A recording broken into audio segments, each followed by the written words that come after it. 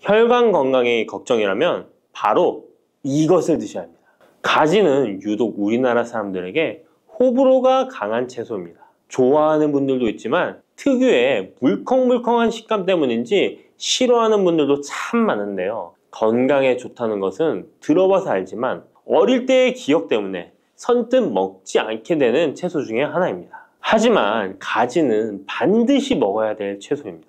가지는 미네랄과 식이섬유가 풍부하고 안토시아닌, 마그네슘 등의 여러 가지 영양소가 풍부해서 건강을 위해 반드시 섭취해야 될 채소인데요. 아무리 좋은 채소라도 먹는 방법에 따라 영양소를 잘 섭취할 수도 있고 건강에 오히려 독이 될 수도 있습니다.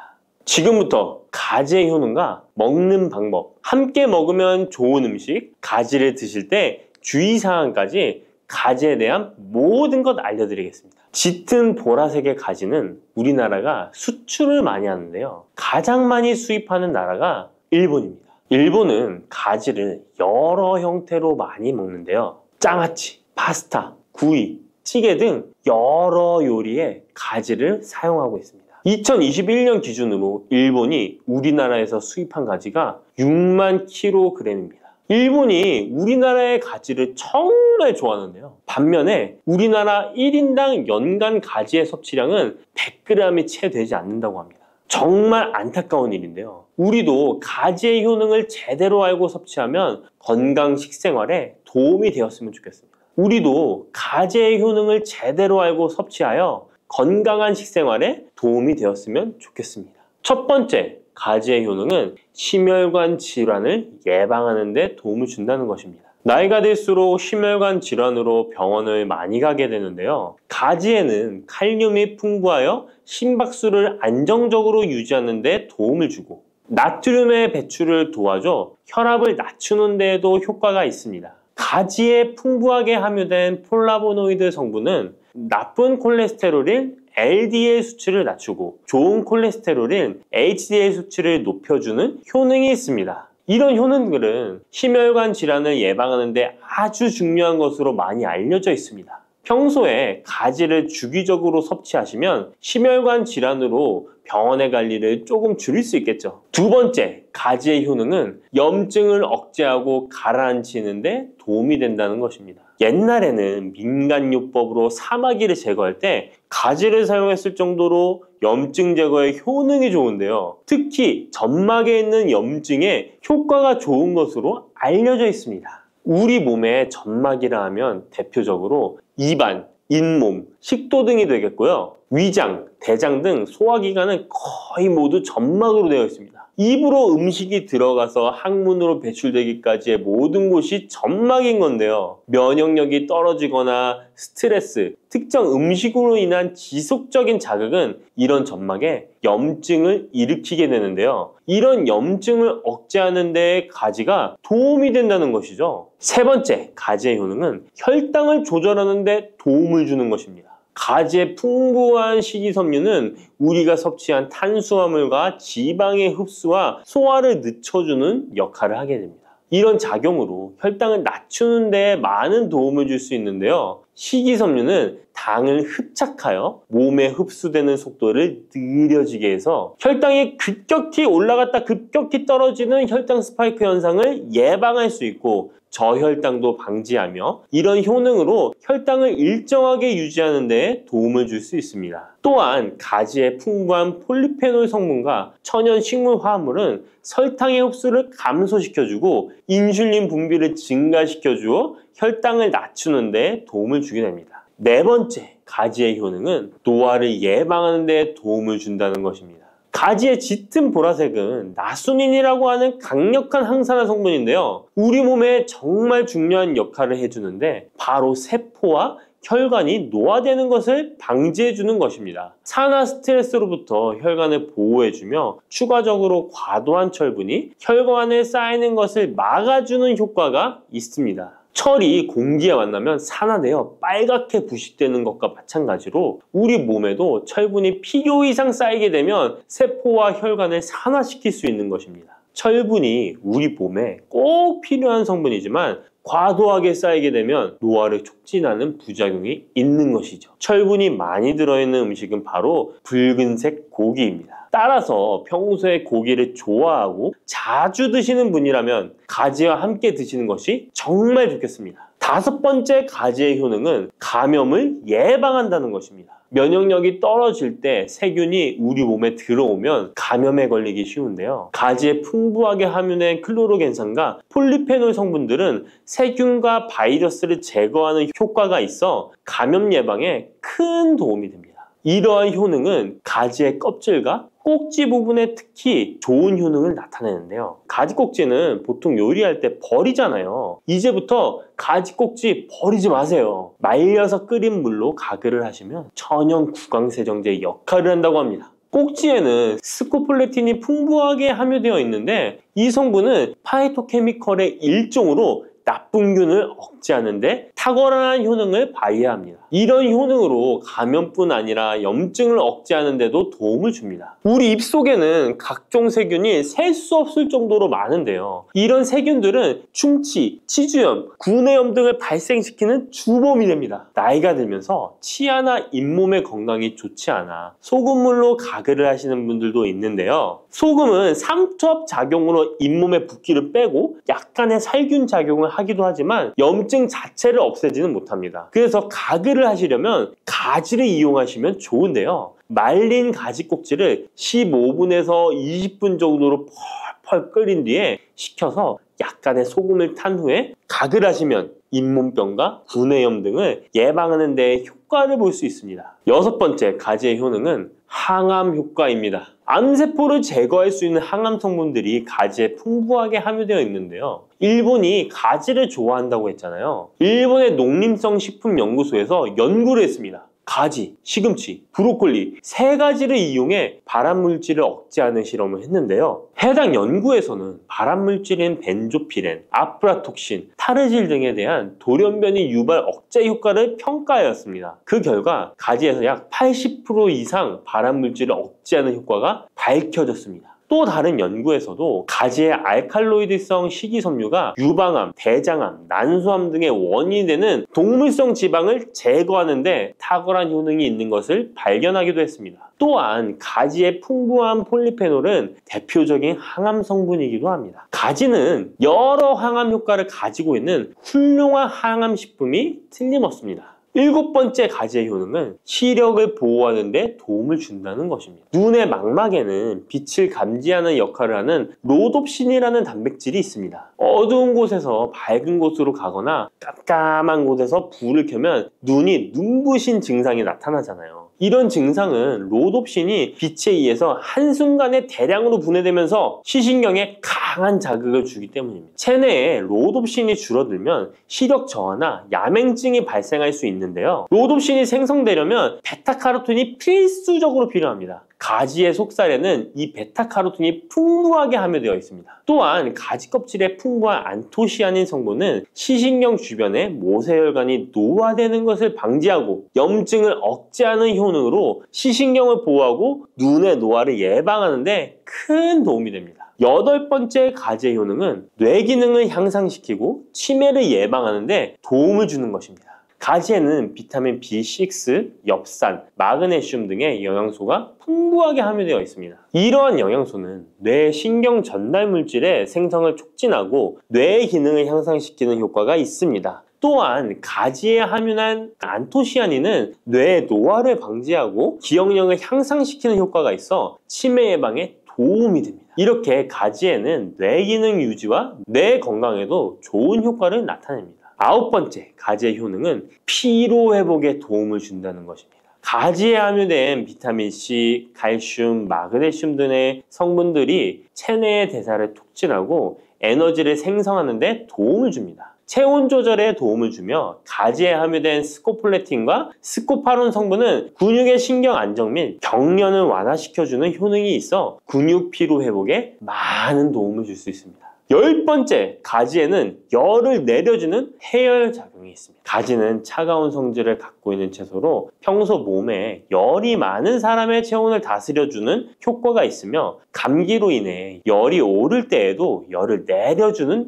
해열 효과가 있습니다. 가지의 클로로겐산 성분이 염증 매개 물질인 프로스타글란딘과 사이토카인의 생성을 억제하여 염증 반응으로 인한 발열을 완화할 수 있습니다. 이렇게 좋은 가지를 효과적으로 섭취하는 방법은 따로 있습니다. 그냥 드시는 것보다 들기름과 함께 조리하여 드시는 것을 추천드립니다. 가지에 있는 리놀렌산과 비타민 E는 지용성 성분이기 때문에 들기름과 함께 섭취하면 체내 흡수율이 높아집니다. 가지의 속살은 스폰지같이 기름을 흡수하기 때문에 들기름의 영양소 흡수율은 더욱 높아질 수 있습니다. 들기름은 하루에 한 스푼씩 약처럼 드시는 분들이 있을 만큼 건강에 많은 도움을 주는데요. 치매를 유발하는 물질인 베타 아밀로이드가 뇌에 쌓이는 것을 막아주어 알츠하이머 치매를 예방하는 효능이 있습니다. 또한 피토스테롤이라는 성분이 함유되어 혈관 내 콜레스테롤의 수치를 낮춰주는 데 도움이 됩니다. 이뿐 아니라 염증성 질환을 예방하고 뼈의 건강에도 좋으며 심혈관 질환을 예방하고 장 건강에도 정말 좋은 효능을 발휘하는 것이 들기름입니다. 이런 들기름이 가지와 만나면 효과가 극대화되는 것인데요. 가지를 요리할 때는 쪄서 드시는 것이 가장 많은 영양소를 흡수할 수 있는 방법입니다. 상명대학교의 외식영양학과 연구팀이 이에 대한 실험을 진행했습니다. 가지 100g을 물에 넣어 삶는 방법, 찜기에 넣어 찌는 방법, 그리고 랩을 씌워 전자레인지에 돌리는 방법, 이렇게 3가지 방법으로 가지를 조리했습니다. 이때 가지의 항산화 성분인 클로로겐산의 함량이 어떻게 달라지는지 확인을 했는데요. 가지를 찜기에 넣고 쪘을 때 클로로겐산의 함량이 늘어났다고 합니다. 항산화 성분뿐만 아니라 칼슘도 가지를 쪘을 때 가장 많은 함량이 나왔다고 하는데요. 그런데 항상 쪄서만 드실 수는 없잖아요. 삶아서 드신다면 가지 삶은 물은 절대 버리지 말고 함께 드시길 바랍니다. 짙은 보라색의 가지 껍질에는 안토시아닌이 풍부한데요. 이 안토시아닌의 항산화 효과는 토마토의 3배, 그리고 브로콜리의 2배로 알려져 있습니다. 이 안토시아닌은 항산화 작용에도 강력하지만 스트레스를 완화하는 데에 도움을 주고 신체가 정상적인 기능을 회복하고 유지하는 데에도 도움을 주는 성분입니다. 신체가 정상적인 기능을 회복하고 유지하는 데에도 도움을 주는 성분입니다. 그런데 이 안토시아닌은 수용성 성분으로 물에 잘 녹아 나옵니다. 그래서 가지를 씻을 때는 너무 물에 오래 담가두지 마시고요. 가지를 삶아서 조리했다면 이 물에 안토시아닌이 풍부하게 함유되어 있기 때문에 이 가지 삶은 물을 차처럼 드셔도 되고 다른 요리할 때 채수로 사용하셔도 좋습니다. 이렇게 좋은 가지도 드실 때 주의하실 사항이 있습니다. 많은 채소나 과일들이 익히지 않고 생으로 드실 때 좋은 경우가 많은데요. 가지는 절대로 생으로 드시면 안 됩니다. 가지에는 솔라닌이라는 독성 물질이 있기 때문입니다. 솔라닌은 쌍난 감자에 생기는 독성과 같은 것인데요. 이 독성은 위경련, 복통, 현기증, 식중독 등의 증상을 유발할 수 있으므로 가지는 반드시 익혀서 드시기 바랍니다. 그리고 가지 알레르기가 있는 분들도 섭취에 주의하셔야 합니다. 가지를 먹기나 만지기만 해도 입 주변이나 피부가 가렵고 두통 또는 복통이 생긴다면 가지 알레르기가 있을 가능성이 높으니 가지 섭취 시에 주의하시기 바랍니다. 가지 알레르기가 아니더라도 아토피나 다른 알레르기 때문에 항히스타민제를 복용하고 있는 분들도 가지 섭취를 주의하시면 좋겠습니다. 마지막으로 가지는 찬 성질의 음식이기 때문에 체질 자체가 냉하여 몸에 냉증이 있는 분들은 가지를 다량 섭취하실 경우 위장에서 탈이 날 수 있으므로 섭취 시 주의하시기 바랍니다. 미역과 이것 함께 드시면 당뇨가 사라지고 치매가 예방됩니다. 평소 무심코한 이 행동 때문에 암과 치매에 걸릴 수 있습니다. 미역에는 풍부한 영양 성분이 있어 당뇨 예방, 골다공증, 심혈관 질환 예방, 암 예방 등 다양한 효능을 갖고 있기도 하죠. 그렇다면 미역은 어떻게 먹어야 암과 치매에 안 걸리고 우리 몸을 건강하게 만드는 보약이 될 수 있을까요? 미역국 끓일 때 고소한 들기름에 미역을 달달 볶아서 끓여 먹으면 정말 맛있잖아요. 그런데 절대로 미역을 볶을 때 들기름을 넣고 조리하시면 안 됩니다. 들기름은 오메가3 지방산과 혈관의 콜레스테롤을 제거하고 노폐물을 배출하여 혈관을 건강하게 해줍니다. 또한 동맥경화를 방지하여 심혈관 질환을 예방하고 뇌신경을 활발하게 하여 치매 예방에도 좋은 효능이 있습니다. 그런데 들기름은 다른 점이 낮아 열을 가하게 되면 산패가 되어 좋은 성분은 없어지고 1급 발암물질인 벤조피렌이 생성됩니다. 벤조피렌은 암을 발생시킬 뿐만 아니라 뇌 분비계의 장애를 일으키고 뇌 건강에 악영향을 주는 정말 위험한 물질입니다. 건강에 좋은 줄 알고 넣은 들기름 때문에 오히려 건강을 해치는 독을 먹는 상황이 되는 거죠. 들기름은 미역국을 다 끓인 다음에 마지막에 한 스푼 넣어 드시면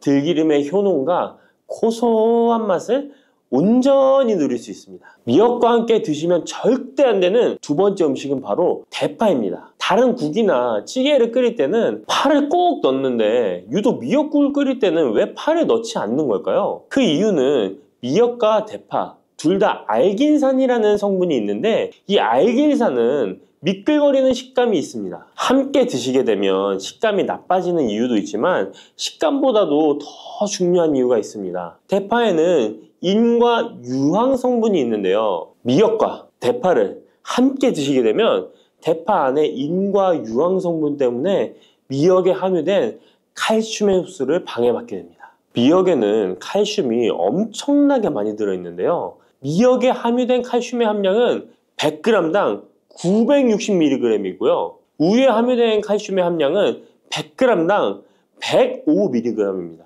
우유보다 9배 정도나 더 많다는 것이죠. 성인 기준 하루 칼슘의 권장 섭취량이 600mg에서 700mg 정도인데요.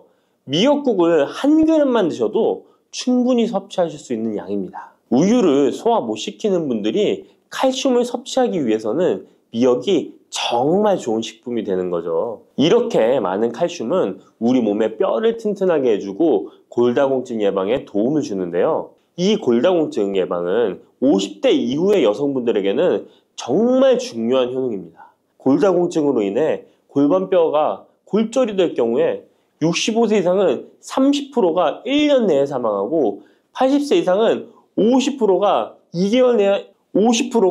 2개월 내에 사망을 할 수 있다는 통계가 있습니다. 나이가 들어갈수록 미역을 충분히 섭취하시는 것을 추천드립니다. 이런 칼슘 보충제에 정말 중요한 미역을 대파와 함께 드신다면 칼슘 흡수가 제대로 되지 않는 것이죠. 미역에 미끌미끌한 성분이 알긴산이라고 했잖아요. 이 알긴산도 우리 몸에 정말 중요한 역할을 해줍니다. 바로 알긴산은 다른 물질을 흡착하는 성질이 있어 혈관 내에 나쁜 콜레스테롤을 흡착하여 배출을 도와줍니다. 이렇게 되면 동맥경화를 예방할 수 있고 혈액순환을 원활하게 하며 심혈관 질환을 예방하는 데 도움을 줄 수 있습니다.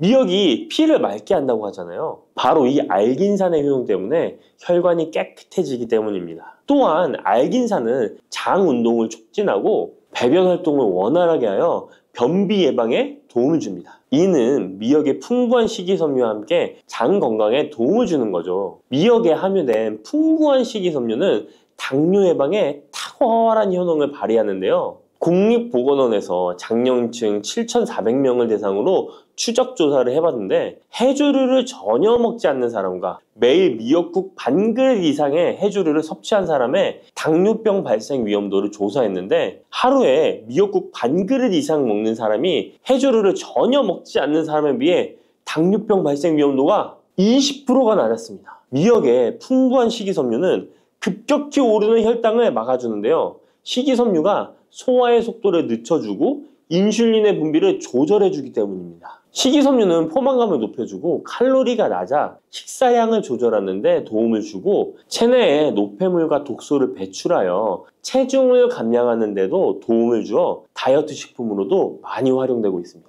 미역국은 또 아이를 출산한 산모들이 반드시 먹는 음식인데요. 미역의 풍부한 요오드는 출산 후 늘어난 자궁을 수축시켜주는 데 도움을 주며 모유가 잘 나오도록 도와줍니다. 또한 요오드는 피를 멎게 하여 상처를 빨리 아물게 하는 역할도 해줍니다. 칼슘과 철분이 풍부하여 출산 후에 흥분된 신경을 안정시켜주고 혈액의 생성을 도와 산모의 빈혈 예방에 도움을 주게 됩니다. 또한 칼륨이 풍부한데요. 칼륨은 체내 나트륨을 배출해주는 역할을 해줘 산모의 부종을 완화시켜주는데 탁월하기도 합니다. 그리고 요오드는 산모에게 좋을 뿐만 아니라 신진대사를 촉진하여 몸에 에너지를 보충해주는 역할을 합니다. 요오드가 부족할 때 나타나는 증상들이 있는데요. 몸에 기력이 없다고 하죠. 힘이 없고 피로감이 높아지게 됩니다. 신진대사가 원활하지 않기 때문에 몸의 영양소를 소모하지 않게 되어 체중이 증가하게 되고요. 피부가 건조해져 거칠어지고 탈모도 일어날 수 있습니다. 나이 들면서 인지 능력이 떨어지는 것도 요오드 부족의 한 현상일 수도 있습니다. 요오드가 부족하면 우리 몸의 호르몬의 중추적인 역할을 하는 갑상선에 문제가 생기는데요. 바로 갑상선 저하증이 생길 수 있습니다. 이러한 문제들을 미역을 섭취함으로 예방할 수 있는 건데요. 요오드의 하루 권장 섭취량은 2.4mg입니다.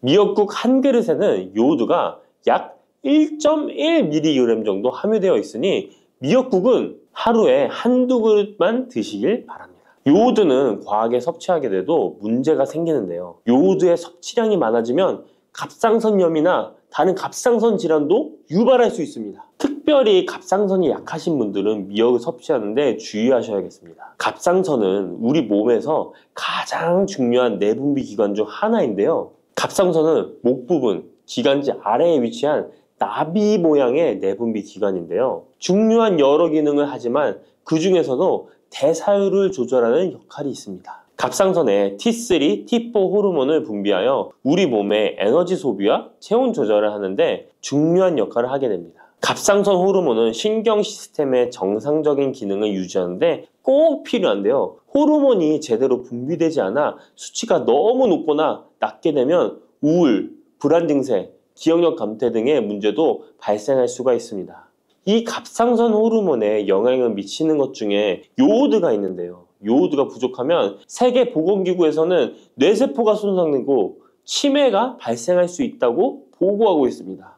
갑상선 저하증이나 항진증이 있는 분들이 요오드가 많은 미역을 많이 드시면 오히려 건강을 더 해칠 수가 있습니다. 건강하신 분들은 미역을 많이 드셔도 호르몬 조절이 잘 되어 문제가 없지만 갑상선에 문제가 있어서 호르몬 조절이 잘 안 되는 분들은 이 요오드의 수치가 높아지게 되면 체내에 활성산소가 증가하게 되어 염증을 일으키고 갑상선염을 유발하고 극히 드물지만 심해지면 갑상선 암으로도 발전시킬 가능성도 있습니다. 따라서 갑상선에 문제가 있는 분들은 미역을 드실 때 주의하셔야 합니다. 날이 갈수록 암의 발병률이 높아지고 있어서 암에 대한 관심도가 높아지는 것이 사실이죠. 이처럼 미역에는 강력한 항암 효과가 있어 건강식품으로도 아주 좋은데요. 미역에는 요오드, 식이섬유, 칼슘, 비타민 등 많은 영양소가 있다고 했잖아요. 그런 것보다 훨씬 중요한 것이 있습니다. 바로 후코이단이라는 성분인데요.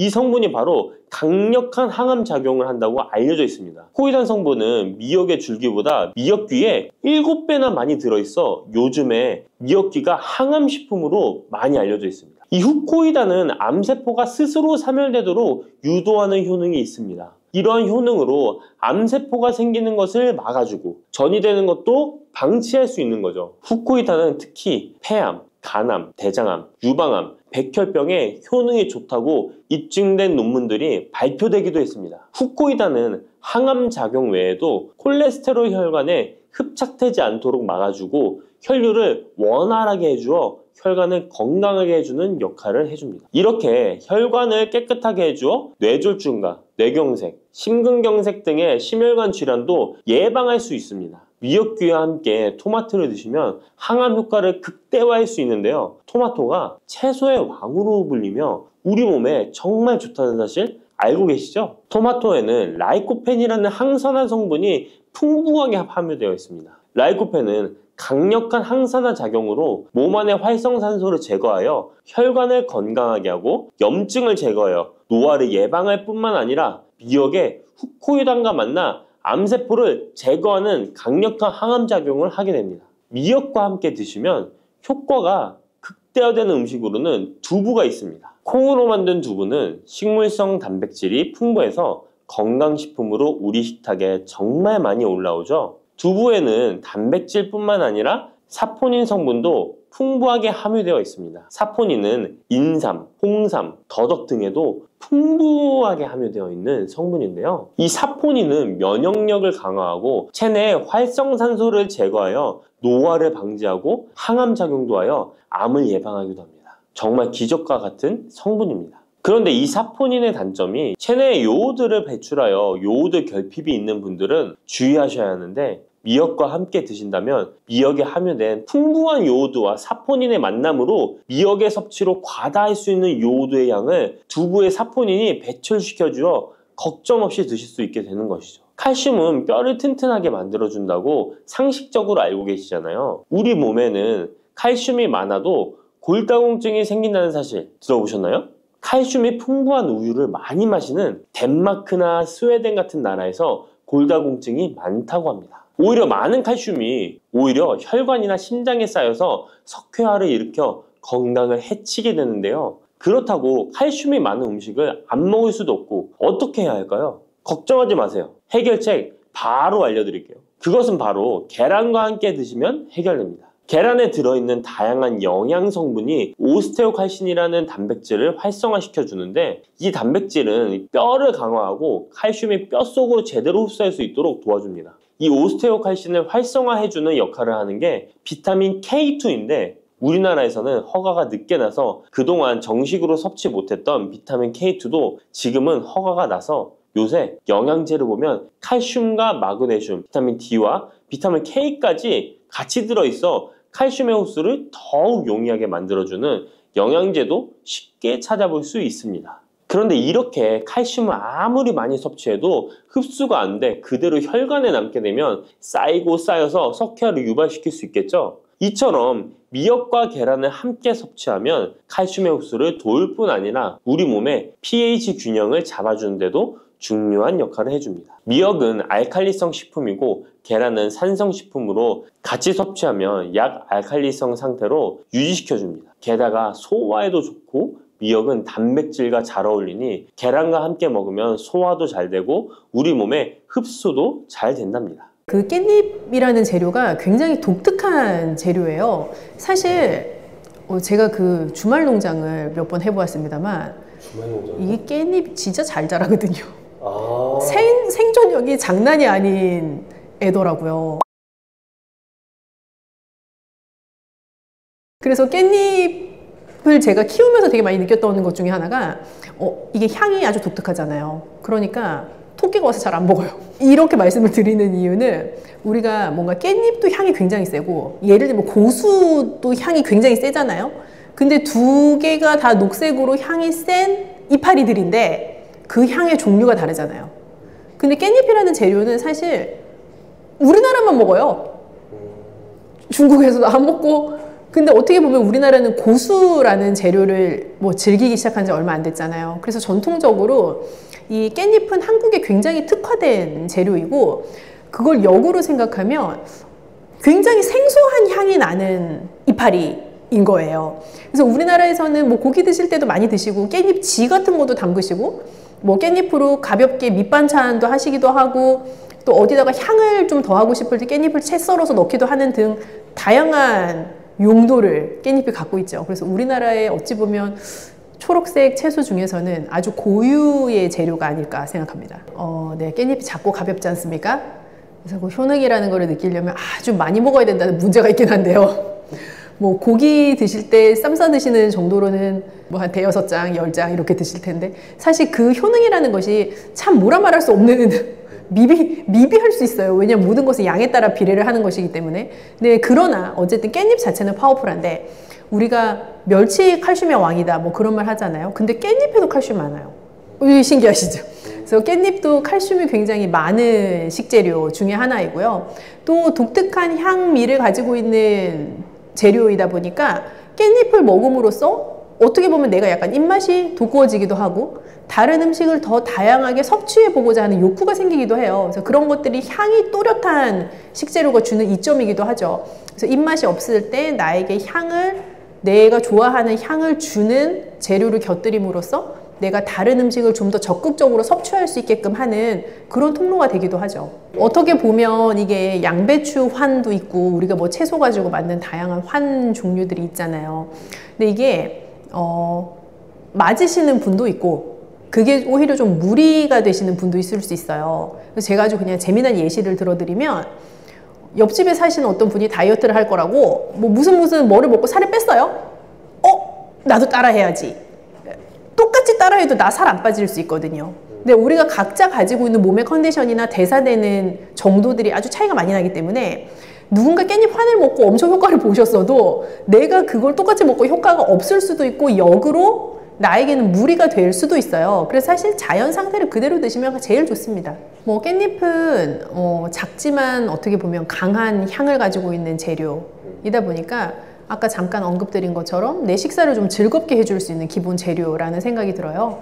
그럼 밥맛 없을 때 우리 어렸을 때도 생각해보면 엄마가 깻잎, 생깻잎 이렇게 해서 간장에 살짝 담아가지고 주는 그 깻잎 반찬이 나를 또 입맛이 돌게 하기도 하고 했었잖아요. 내 식욕을 돋워주는 효과가 있을 수 있고요.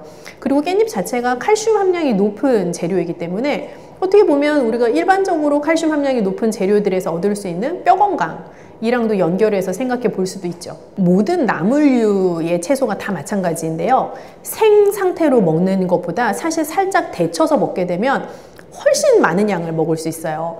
예전에 엄마가 시금치 나물 하던 거 생각해 보면요. 시금치가 막 이만큼 있어요. 부엌에. 그 엄마가 물을 끓여서 그거를 들통에 살짝 데치면 그 시금치 이만큼 부피였던 생시금치가 요만한 양으로 줄어들잖아요. 그건 어떻게 보면은 나한테 생시금치를 이만큼 먹으라면 못 먹는데 시금치 나물 요만큼 먹으라면 먹을 수 있거든요. 그래서 채소를 가장 많이 섭취할 수 있는 방법이 사실은 데친 나물, 우리가 전통적으로 숙채라고 부르는 조리법에 해당하는데요. 깻잎도요. 깻잎 순 같은 것을 많이 사셔서 살짝 데쳐서 나물로 해 드셔도 아주 좋고요. 또 당연히 생으로 쌈 싸 드셔도 맛있지만 그 데친 깻잎을 이용해서 뭐 달걀찜에 넣으신다거나 달걀 마리를 만들어서 드신다거나 하는 등의 단백질과 같이 섭취하실 수 있는 방법을 또 선택해 보셔도 좋겠고요. 깻잎이 예쁘게 생겼잖아요. 그래서 깻잎 전도 요즘은 많이들 드시는 것 같은데 뭐 두부 같은 거 잘 으깨서 살짝 저염으로 양념하시고 깻잎 사이에 넣어서 앞뒤 이렇게 붙여서 달걀물 해서 잘 부쳐내시면 또 맛있는 향긋한 깻잎 전을 드실 수도 있죠. 깻잎을 그 주재료로 쓰시는 것도 방법인데 제가 추천드리고 싶은 것 중에 하나는 제가 이 메뉴를 한번 추천드려 볼까 봐요. 청포묵 깻잎 김무침. 우리 왜 한식당 같은 데 가면 이렇게 탕평채, 미니 탕평채처럼 청포묵 나오고 거기에다 뭐 달걀 지단이나 당근 채 썬 것 그런 거 같이 잘 볶아낸 것들이 이렇게 버무려서 나오는 요리들이 나오잖아요. 그것과 비슷한 느낌의 요리예요. 그래서 청포묵 잘 데쳐서 준비하시고 또 깻잎도 썰어서 준비하시고 김도 그렇게 준비하시면 아주 저염의 양념으로 김의 맛, 향긋함이 있잖아요. 그리고 김은 감칠맛이 아주 좋거든요. 그리고 깻잎 자체가 가지고 있는 고유의 그 향미 그리고 청포묵의 담백하고 약간 쫀득쫀득한 맛이 잘 어우러져서 맛있게 재미있는 식감으로 드실 수 있는 요리예요. 제가 근데 듣기만 해서도 너무 좀 좋을 것 같은데 네. 다음번에 하면은 좀 이걸 조리하는 것도 좀 같이 그럴까요? 우리 쿠킹 클래스 한번 할까요? 언제? 쿠킹 스테이션이 원주에 있다고 좀 들었는데 네, 저희가 같이 요리할 수 있는 공간 뭐 가지고 있는 것들이 있어서 이렇게 말로 하는 거랑 요리하는 걸 보여드리는 게 좀 다르잖아요. 그래서 더 다양하게 응용하실 수 있는 방법 같은 거 한번 같이 해보면 좋을 것 같아요. 뭘 만드는 게 좀 도움이 되시겠는지 좀 댓글로 올려주시면 좋지 않을까요? 그렇게 해서 한번 또 조리하는 거 실제로 보시면서 저는 누구나 좀 건강한 식생활을 할 수 있는 환경이 되었으면 좋겠다라는 생각을 늘 하고 있기 때문에 또 조리하는 거 보여드리면서 그렇게 응용하실 수 있다면 저에게도 좋은 기쁨입니다. 뭐 깻잎 자체는 아주 독특한 향미를 가진 채소이기 때문에 호불호가 있을 수 있어요. 그런데 지금 우리나라에서 굉장히 각광받는 전통 재료라는 생각이 들어요. 그래서 그 재료들의 어떤 향미를 바탕으로 해서 나에게 좀 식욕을 돋울 수 있는 방법들도 한번 고민해 보시고 또 깻잎 드실 때 어떻게 하면 더 맛있게 드실 수 있는지 또 더 영양적으로 우수하게 드실 수 있는지 단백질 재료 같은 거 잘 곁들여서 드실 수 있는 방법들도 설명드렸으니까 또 영상 돌려보시면서 응용하실 수 있는 방법 찾아보셔도 좋을 것 같아요. 마늘이 몸에 좋다는 사실은 너무도 잘 알고 계시죠? 그런데 이것과 함께 먹으면 암과 치매에 걸린다니 깜짝 놀라셨나요? 아무리 몸에 좋은 마늘이지만 함께 먹으면 오히려 몸에 독이 되는 음식들도 있습니다. 그리고 마늘은 생마늘, 구운 마늘, 찐 마늘, 절인 마늘, 흑마늘 등 먹는 방법이 다양하잖아요. 이렇게 먹는 방법에 따라서도 우리 몸에 주는 효능이 다르답니다. 여기서 잠깐! 마늘 껍질은 대부분 먹지 않고 버리시잖아요. 마늘 껍질 오늘부터 절대 버리지 마시기 바랍니다. 마늘 껍질을 왜 먹어야 하는지 그리고 어떻게 먹어야 하는지 알려드릴게요. 자, 그럼 마늘과 절대 함께 드시면 안 되는 음식과 마늘과 함께 드시면 좋은 음식, 그리고 마늘과 마늘 껍질의 효능까지 마늘에 대한 모든 것을 알려드릴게요. 마늘은 정말 우리나라 사람들이 좋아하는 식재료인데요. 한국농촌경제연구원이 발표한 자료에 의하면 우리나라 1인당 1년 동안 마늘 소비량이 7kg인데요. 놀라지 마세요. 세계 평균이 0.8kg이랍니다. 우리나라 사람들이 마늘을 정말 많이 먹고 있죠. 마늘을 많이 먹는다는 것, 그만큼 건강한 식단을 먹고 있을 가능성이 높은 건 사실이지만 먹는 방법에 따라 오히려 독이 될 수도 있습니다. 여기서 마늘과 절대 함께 먹으면 안 되는 음식 첫 번째는 바로 빵입니다. 마늘빵 아시죠? 마늘이 발라져 있어 달콤 쌉싸름한 마늘 맛도 나고 향긋한 향도 좋아 즐겨 먹게 되는데요. 마늘이 있어서 몸에도 좋은 빵이라고 착각하고 즐겨 드실 수 있는데요. 마늘빵은 절대 드시면 안 됩니다. 왜냐하면 빵의 재료인 밀가루는 탄수화물이 주 성분인데요. 밀가루의 고탄수화물은 소화 과정에서 당으로 분해되고 혈당 지수를 급격히 올리게 되며 이때 인슐린의 분비가 과도하게 됩니다. 이런 현상이 반복되게 되면 체내의 인슐린 저항성이 높아지고 췌장을 망가뜨려 당뇨를 유발할 수 있는 것입니다. 그리고 이 당은 몸에 흡수되면서 지방으로 변하고 쉽게 살이 찌게 되어 비만을 야기할 수 있습니다. 밀가루 빵을 만들면 글루텐이라는 단백질이 생성되는데 이 글루텐은 소화불량, 복통, 변비 등 증상을 유발할 수 있습니다. 이뿐만 아니라 글루텐이 몸에 들어오면 장에서 에소루핀이라는 성분이 만들어지게 되는데 이 에소루핀은 중독성이 강해 밀가루 중독을 일으켜 빵 같은 밀가루를 과다 섭취하게 만든다는 것입니다. 마늘이 아무리 좋은 성분으로 항암작용, 항염증 작용을 한다고 해도 마늘빵으로 드신다면 아무 소용이 없는 것입니다. 그러면 마늘은 어떻게 먹어야 마늘의 효능을 극대화할 수 있을까요? 마늘은 생으로 드실 때도 물론 좋지만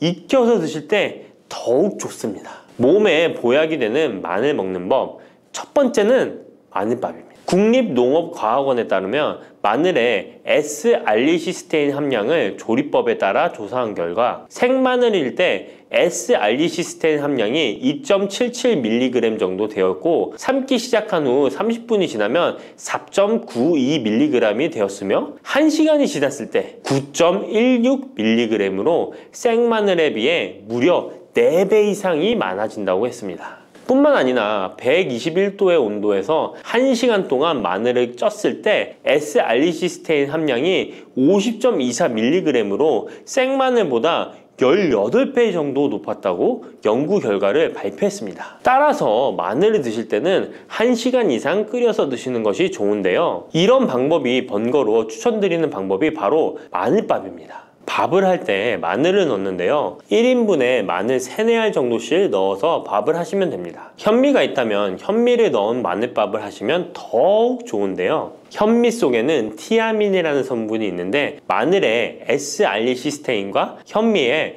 알리티아민 두 가지 성분을 모두 섭취하여 항암 효과뿐만 아니라 피로회복, 근육통 완화에도 좋은 밥이 되는 것입니다. 그럼 마늘밥을 하기 위해 마늘을 까고 나면 껍질은 어떻게 하셨나요? 버리셨나요? 오늘부터는 절대 버리지 말기 바랍니다. 마늘의 효능하면 첫 번째로 생각나는 것이 아마도 항암 효과일 거예요. 그런데 마늘 껍질을 통해 엄청난 항암 효과를 누릴 수 있는데요. 우리나라 연구진에서 연구한 결과 마늘 껍질을 70% 에탄올 용매로 반복 추출해서 만든 마늘 껍질 추출물이 암 예방 효과에 탁월한 효능이 있다고 발표되었습니다. 특히 유방암, 위암, 간암, 대장암, 폐암, 세포뿐 아니라 다양한 암세포에 대한 억제 효과가 있다고 했는데요. 그 중에서도 유방암 세포의 증식을 억제하는 데 효과가 가장 높았다고 합니다. 마늘 껍질의 두 번째 효능은 바로 심혈관을 튼튼하게 한다는 것입니다. 마늘 껍질은 마늘 알맹이보다 식이섬유가 4배, 폴리페놀이 7배나 많게 함유되어 있는데요. 식이섬유는 혈관 내에 나쁜 콜레스테롤을 흡착해 몸 밖으로 배출하는 데 도움을 주고, 항산화 성분인 폴리페놀은 콜레스테롤이 산화되는 것을 막아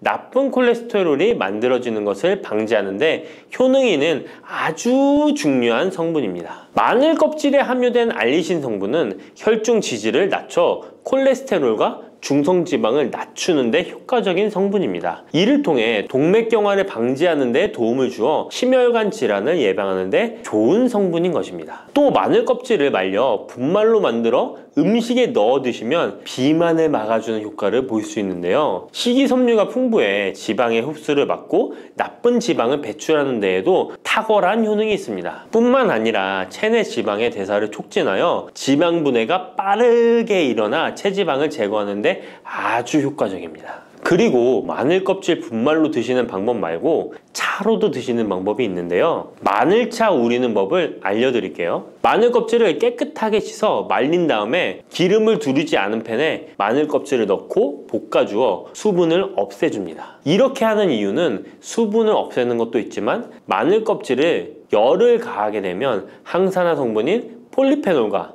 플라보노이드 성분이 증가하기 때문입니다. 이렇게 수분을 없앤 마늘 껍질을 냉동실에다 보관하셨다가 드실 때 끓는 물에 소주 반 컵을 넣고 물 1리터, 마늘 껍질 15g 정도 넣고 끓여주시면 됩니다. 이렇게 끓인 마늘 껍질 차를 따뜻하게 드셔도 되고 냉장고에 넣어 시원하게 드셔도 괜찮습니다. 마늘이 몸에 좋다고 해서 꿀에 마늘을 재워 드시는 분 계시잖아요. 물론 꿀마늘이 몸에 좋은 분들도 계시지만 꿀과 마늘은 절대 함께 드시면 안 되는 음식입니다. 식품 비방이라는 문헌에 보면 꿀과 마늘은 함께 먹으면 안 된다라고 적혀 있는데요. 그 이유는 꿀과 마늘은 둘 다 열을 내는 뜨거운 음식이기 때문입니다. 꿀과 마늘을 함께 먹게 되면 체질이 맞지 않는 경우에는 부작용이 클 수 있기 때문입니다. 체질에 맞지 않는 분들이 이 꿀마늘을 드시게 되면 눈의 충혈이 잦아지고 노화가 빨라질 수 있습니다. 돋보기를 빨리 쓸 수 있게 된다는 거죠. 또한 두통이 생기며 피부에도 트러블이 생기는 부작용도 있으니 꼭 기억하시기 바랍니다. 당 섭취에 주의하셔야 하는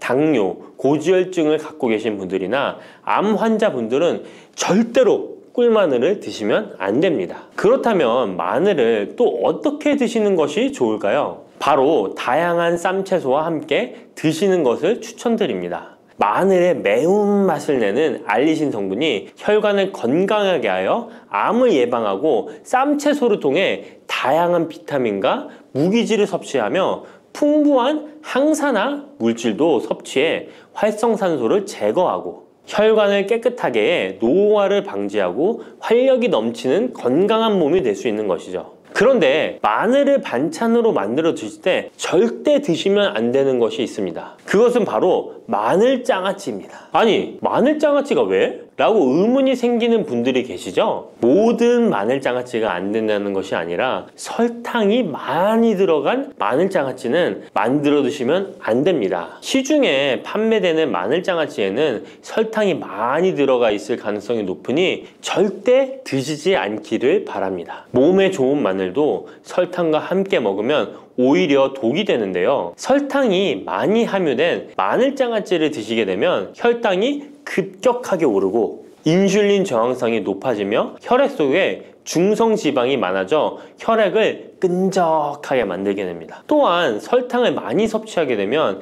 뇌에서 기억력을 담당하는 해마의 크기를 줄어들게 해 기억력을 감퇴시키고 나아가 치매를 일으킬 수도 있습니다. 집에서 마늘 장아찌를 담가 드실 때는 설탕을 넣지 말고 건강한 식재료만을 사용하시는 것이, 마늘을 건강하게 드실 수 있는 또 다른 방법은 흑마늘을 추천드립니다. 마늘에 열을 가하면 마늘색이 점점 짙어져 결국 까맣게 변하는 흑마늘이 되는데요. 그 이유는 마늘 속에 있는 당류와 단백질인 아미노산이 반응하여 갈색을 띠는 멜라노이딘 색소가 만들어지기 때문입니다. 이 반응을 마이야르 반응이라고 하죠. 고기를 구우면 빨간색의 고기가 점점 희어지다 갈색으로 변하는 반응과 같은 원리인 것입니다. 이렇게 흑마늘을 만들게 되면 생마늘보다 S알리스테인 성분이 5배가 많아질 뿐만 아니라 새로운 항산화 물질들이 많이 만들어지게 됩니다. 항암 효과가 뛰어난 폴리페놀이 생마늘에 비해 4배 이상 많아지고 위액 분비를 촉진해 소화를 잘 되게 하는 효능도 있으니 잊지 마시고 흑마늘을 만들어 주시기 바랍니다. 마늘은 또 요리할 때 많이 사용하는 재료인데요.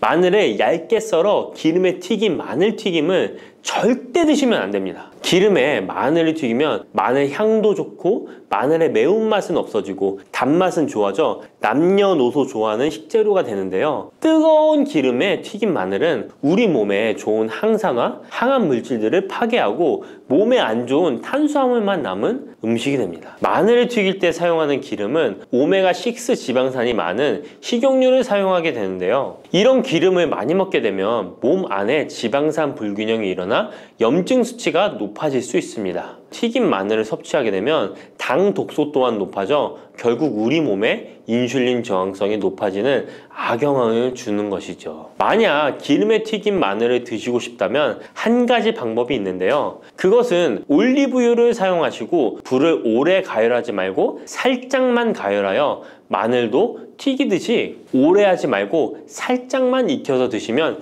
향도 좋고 몸에도 좋은 마늘을 드실 수 있습니다. 올리브유를 이용한 마늘을 드시는 방법 하나 더 알려드리겠습니다. 그것은 올리브유에 마늘을 재워 먹는 방법인데요. 먼저 마늘을 끓는 물에 넣어 5분 정도 데쳐주시고요. 소독된 병에 마늘을 담고 올리브유를 가득 담아줍니다. 이때 통후추를 조금 넣어주면 풍미를 더욱 높일 수 있습니다. 올리브유와 마늘이 만나 항산화 성분, 항암 물질이 극대화되어 혈관을 튼튼히 하고 혈전의 생성을 막고 혈류를 원활하게 하여 치매를 예방하고 심장마비와 뇌졸중까지 예방할 수 있는 보약이 되는 것입니다. 이렇게 만든 마늘 올리브유 절임은 반찬으로 드셔도 좋고 생선 요리를 할 때 이 마늘을 으깨어 생선에 발라주면 생선 비린내를 잡아줄 뿐만 아니라 마늘과 올리브유의 풍미가 더해져서 더욱 맛있는 요리가 될 수 있습니다. 이렇게 좋은 마늘도 드실 때 주의하셔야 할 분들이 계신데요. 마늘의 효능 중에 혈전을 제거하고 혈류를 원활하게 하는 효능이 있었잖아요. 이런 효능이 혈액을 묽게 만들기 때문인데요.